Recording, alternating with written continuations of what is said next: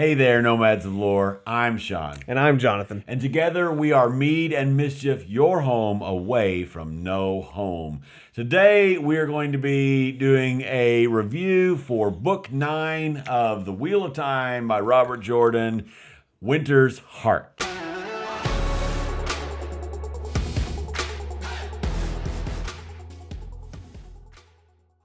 Wait, Sean, you mean Jonathan got through another book He within did. a short amount of time right? and not like a year and a half? He's been pushing. Holy crap. Yeah, he's trying to push through the slog. Like we said in our review for Book 8, this is very much in the slog. We're dead in it. Well, he is. I made it out to tell the tale. But this is editing Sean jumping in here real quick. And so we're kind of running way behind on getting these book reviews out. In fact, this was the last one that we actually recorded. Jonathan is much further now. He's actually in A Memory of Light. He's in the last book now. And so, excuse me. We'll get the rest of these videos for the rest of the book reviews for the rest of the series made and put out to you as soon as we can. It's been a busy season with covering the season 1 of the show and all of that stuff, and so we're just kind of behind. And we recorded this video a long time ago and are just now releasing it. And so anyway, that's the reason for some of the weird time stuffs and whatever else. And if you've been following our content, you know that Jonathan is further. So that's the reason for the discrepancy. Hope you enjoy the review. Also, some of our opinions may have changed. Who knows? I don't even know at this point. I'm not done editing. I barely started. So good luck with this video. Hope it still turns out great.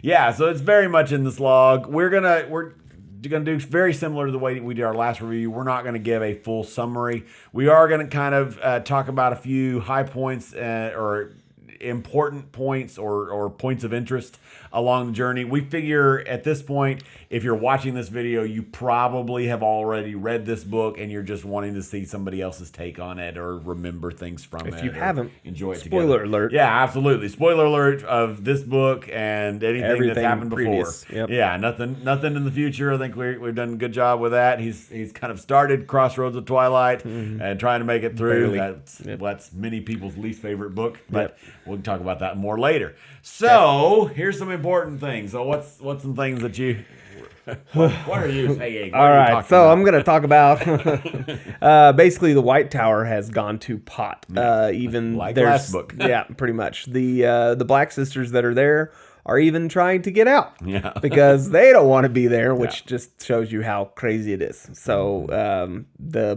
also the Black Aja. We learned that they are so secretive that, in fact, most of them don't even know who the other Black Aja are because they're so fractured and secretive. Yeah. So secret organizations are secret. That's right. So Elaine, we also see, and Elaine is trying to take over the Andoran throne, right? And we learn a little bit about how that works and how it's not just a direct succession. Is that the right word? Succession. That's the word, not succession. Not leaving, but coming in. It's not a direct succession just because she's the former queen's daughter. She's not automatically queen. Yeah. And so we learn that there's a lot of other people that would like to rule this place, and she's having a hard time. And so she as a part of that, she's trying to get a vote of nobles who will vote her in as the queen, right? And so she's also kind of working as the de facto ruler temporarily. So not only is she trying to become the real deal ruler, but she's also having to deal with kind of being the ruler all at the same time, which is very difficult for her. And she there's lots of concerns. She's got armies coming to attack the city, and and a big one is that the Black Tower lives there. The Black Tower is in Andor, and that's a big scary thing or potential ally or whatever. I mean, she's just And everybody's trying to, including her, everybody's trying to either take charge of it or take it out, or something. Most of them by this time have kind of given up the idea of taking it out. Even what's her face and the White Tower is like, okay, maybe that can't happen yet. Yeah. But they want to take care of it. While she's kind of working on all this and things, Mazrim Taim comes in and is there. Still doing his thing and kind of acting. You can kind of start to see the signs of him going insane. We can use the modern language, even though none of the people who are watching this video are probably younger than like 35 years old. But he's being really sus. He's being very sus. So while Mazrim Taim is doing all his whatever, he's talking to her about the ceremony for her and Avienda becoming for sisters starts to happen. And of course, she's been told that this can happen anytime, and it's kind of awkward. And so she starts to have to get Aiel things, sir. And she starts to have to get disrobed in front of Mazrim, and of course he's acting like Mazrim and being not very nice and kind of anyway suspicious, crazy and looking a little bonkers and everything else. They become first sisters, right? Yeah, they do become first sisters. Yeah, which is kind of like a Warder bond, sort of, kind of, with the Aiel stuff. They have kind of some things that are with the power, but that are similar but different, right? So it's kind of like that. To go along with that, the Mazrim Taim stuff, the Black Tower is basically in a state of disarray. Yes. Just like Not the White just Tower. Disarray, but completely split down the middle. So Mazrim's got all the people that kind of follow him, and then we got Logain and all the people that kind of follow him. And they're in a Cold War, basically, like wanting to kill each other at each other's throats. Nobody's talking. And we, as readers, don't have a clue who's good, who's bad. I mean, we know Mazrim Taim... Obviously, he's sus. Been pretty clearly sus from the beginning. But we don't know. Is Logain good? We're looking like fools. I know. We don't mind looking like fools. We look like fools, so you don't have to. That's right. That's a new tagline for the intro to the... No, I'm just kidding. All right. So, anyway, we don't know whether Logain is good or bad. Anyway, so all of those things. We do also get to check in briefly with Perrin and the crazy prophet dude. Briefly, Masema, so we know they were, last we saw them, they were going to see Rand. They were going to Rand, going to find him because Masema's like, oh, Rand, you're amazing. And Perrin's like, okay, I've got to do this. That's right, I got to take care of things. And so all of that's happening. So we go back to check in with them briefly, and Perrin learns that Fael is captured and all this stuff is happening. So that kind of starts out with, we see... a lot of Masema is kind of a really scary dude in a way. It would be weird. You should have made him where he could channel. That would have been absolutely terrifying because he's already bonkers. We see several times where he flip flops and does silly things. Like in this book, the flavor of the month is that Perrin is like, okay, we could get to Rand, the guy you love and think is amazing, a lot quicker if we use gateways. And he's like, no, that's just for the dragon. Nobody can channel but the dragon. He's whatever. And, and he's going nutso. And Perrin's like, okay, whatever, let's go. So let's go the long way. Long way. And then... Perrin finds out that Fael's been captured. My wife. Oh no! And of course, because he's Perrin, and because and because plot and all the other reasons, he says, "Okay, I'm done. We're not going to go to Rand anymore. We're going to go save my wife because." Or I'm going to. I'm going to. And Mazrim actually goes with him, which is which is the funny. Weird point. Yeah.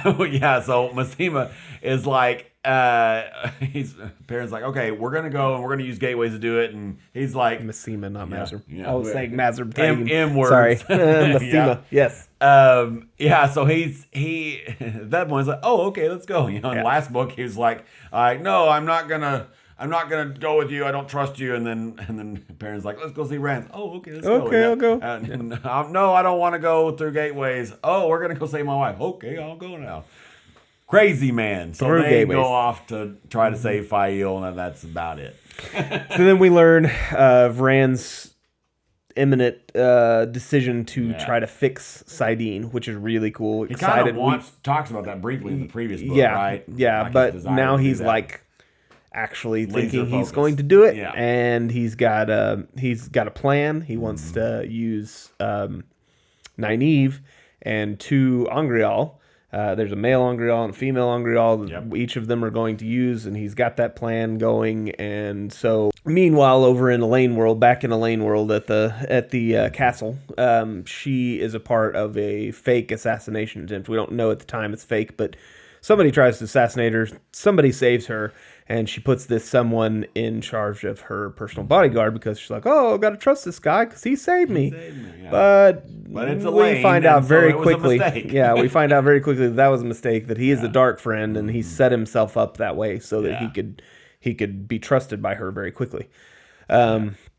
So all of that falls into place, and then while she is, or a little bit later, Rand actually gets there with Nynaeve and with Min, and Min runs off, and while he's talking to Nynaeve about a plan we'll talk about in a second, Min runs off and finds Avienda and Elaine, brings them back, and they all confront Rand because they haven't seen him in forever, and they all want to warder bond him, and he agrees. And be in love with him altogether. And love him in this weird square as what Daniel Green says, not triangle but square.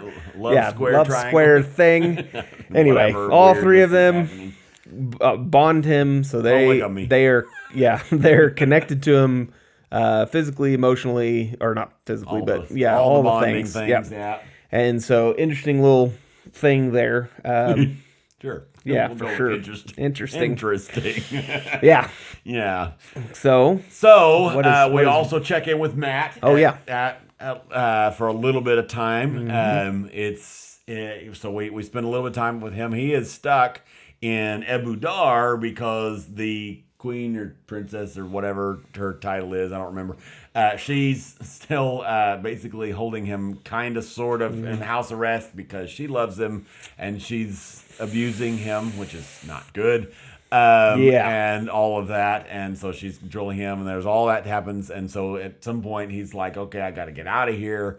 Whether it's because he's done with this or because it's Rand's Taviran stuff, whatever. For whatever reason, he decides he's I gotta uncomfortable. I gotta get. Yeah, he's got to get out, and he's also mad, so he doesn't want to be tied down, right? Yep. So that's partially his character. But anyway, whatever the reason, I'm spending way too much time talking about why he's leaving. But he decides he's gonna leave.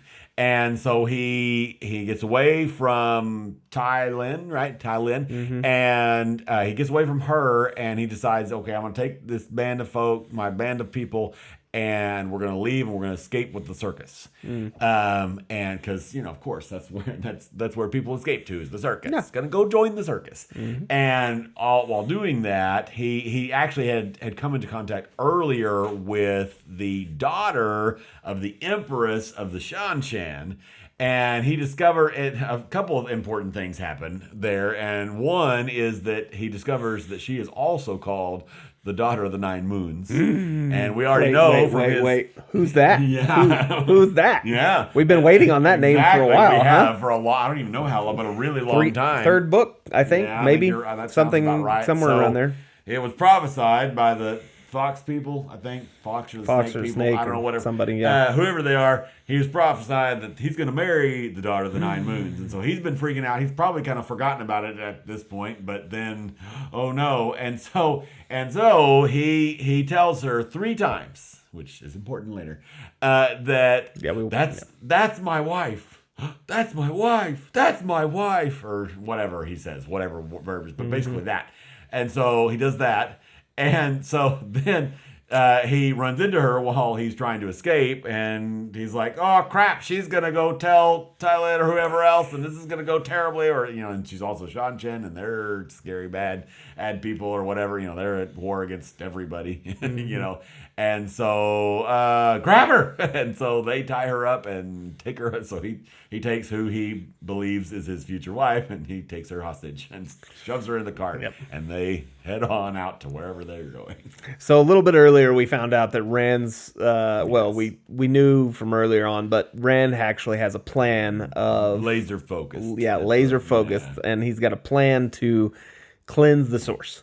His plan is to get Nynaeve's help, which is awesome. And there's a little bit of what's your favorite girl? What's her name? Cat Swain. My favorite. Well, one of your favorites. Yeah, I do like her. Cat Swain. Yeah. So get kind of enlist Cat Swain as his mentor. Yes. And then get Nynaeve to help him cleanse the source. And so he pulls her in. They had actually had to talk to Elaine, or go to where Elaine and them are, but then he doesn't even want to talk to them. But then they end up getting bonded, whatever. And then he goes on and he goes to this little town. What is it called? Shot our logo. Oh no, he goes. Oh yeah, to Farmatting. Yeah. So Rand goes to Farmatting, which is actually a little city built in a steading, and that means you can't channel. So quickly run through this. Not a big deal, but it's interesting. Little interesting. You can't channel, but we know that Cat Swain had these little little well things, ter'angreal well things that were, I don't know, earrings and rings and different things. Yes. And so Nynaeve gets one of them somehow. I don't remember who. I guess she gives it to her. I feel like Cat Swain, but I don't know. I'd have to go back. She gets and she actually helps Rand and her love get up onto the roof of this building, and through a series of events, Pot on Fane's trying to kill him. They get in a fight that kills some people, and because of that, it's illegal to kill. You know, these guards are watching, so these guards take him and put him in jail. Yeah. She gets them out by basically saying, "Look, I can channel in here where I'm not supposed to be channeling." So they're all scared, and they let him leave. Yeah. Then he goes on, and the ending scene, which is awesome and what we've all been waiting. The only reason this book is worth reading. What we've all been waiting for. That's right. So, you want to set us up a little bit in that? So, like Jonathan just said, Matt is definitely not. He's not doing anything intelligent right now. Rand, except capturing. Oh, Matt. But anyway, Rand is going to try to cleanse the source, and so he's got this plan, and he ends up he finds out he needs a woman to help, right? So because he needs the Sidene and Sidar, all that stuff, because he's got to access the big giant things, and all of that. He's got to use the keys, and so he ends up enlisting Nynaeve to help, which is really a cool character moment, honestly. And we were talking a little bit before this video. It's a cool culmination moment for Nynaeve. I mean, she's got a lot of cool stuff ahead, but it's cool that she trusts him. She's grown a lot, because if this had happened a couple of books ago, it would have not happened. She wouldn't have helped. But yeah. So they got to go and they got to work together to cleanse the source. So the two of them and a whole heap of other people, other Cat Swain and a bunch of other channelers, they're going to go and shield them and protect them while Nynaeve and Rand go to cleanse the source. Out in the outer world, other people are aware of the plot. The Forsaken, of course, figured this out somehow early on, but then when Rand and Nynaeve actually go to Shatter Logoth and start this process, they immediately feel where they're at and find them and go there and start fighting. And it's because Rand is channeling so much Sidene and Sidar through this process, Rand and Nynaeve channeling so much that it's felt throughout the globe by anyone, now even non-channelers too, maybe, or just probably channelers. I don't remember, but yeah, it's huge. It's a big global thing. Yeah. Like if a volcano were that's what the example that Daniel Green was giving, that the volcano was felt on one side. Huge amount of stuff happening. Yeah, absolutely. So and they do it. They cleanse Sidene, and all this crazy battle stuff is happening.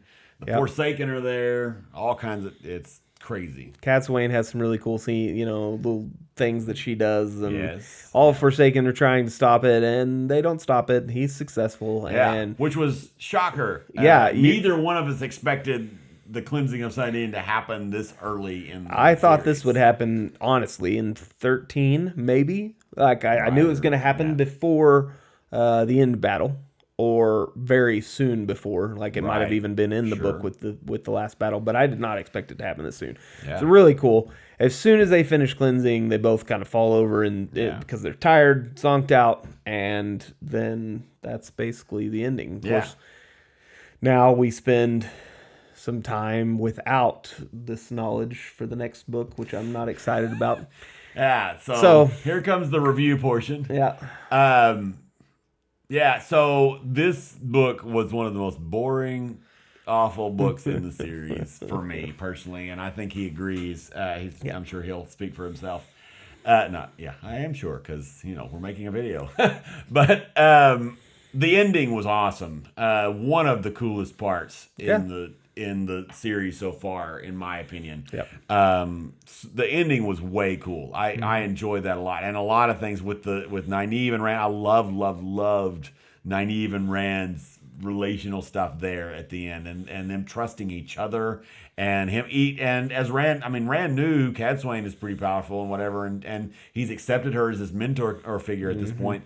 And but he still, and he could have chosen her, right? But he chooses Nynaeve to do it with him, and she accepts, even though it's terrifying, and that is cool. Like that whole sequence and scene is really interesting. The rest of the book is so boring and so slow. This one was rough, guys. I don't know if y'all felt the same way. Absolutely, let us know in the comments what you thought. Yeah. There's the previous book 8.